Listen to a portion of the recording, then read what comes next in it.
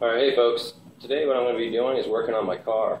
I've got a fuel leak and it's from the gas tank. It's not the O-ring that seals it, but alright, so you have your fuel pump here which sits inside your gas tank, and then there's two rubber hoses, at least on my car, that go out and that goes to the fuel filter. Now, somewhere in there, either from rubbing or it could be dry rot, because out here in Oklahoma there's a lot of dirt, especially on the back roads, that gets up under there and it'll accelerate the dry rot process. Plus, it's like 110 every day. So that could probably have a good amount to do with it. This is a common thing.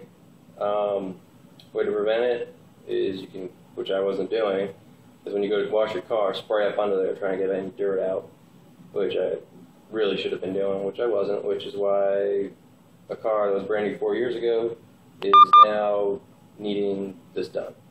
So what I'm going to do to fix it is I'm going to Napa, get some extra fuel line.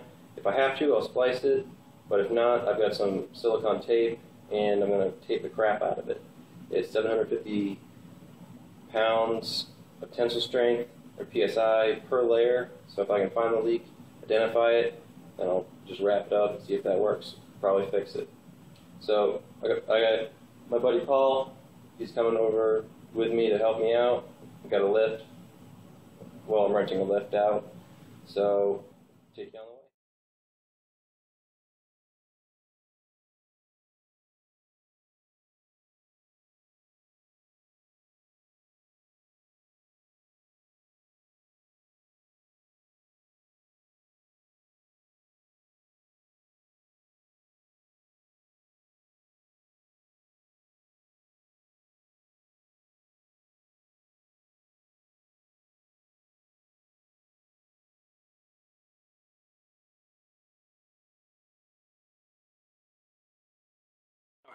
Now the next step is going to be, see that? I already took that. These are the straps that hold the gas tank on right here. A whole bunch of dirt.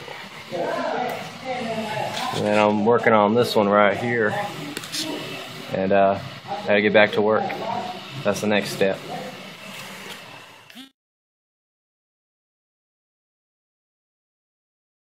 Alright, cleaning these out. Get rocks in here. And then cleaning this out. Well, I think I broke it. I broke this when I was trying to turn this.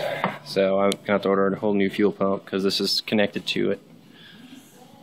But what I'm going to try to do is I'm going to try and bore this out with a screwdriver and stick that in there. Here's the old fuel pump. And here is where I screwed it up and broke it. And let's see at the end. I was trying to twist it off like this, but there's a ring here that spins and does that. And here's the new one I'm putting in, right up here. So I was lucky to get the part in, and time to put it all back together.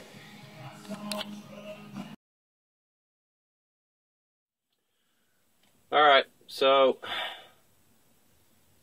I fixed my fuel pump, but now my fuel gauge isn't working, thing that tells you how much fuel you have.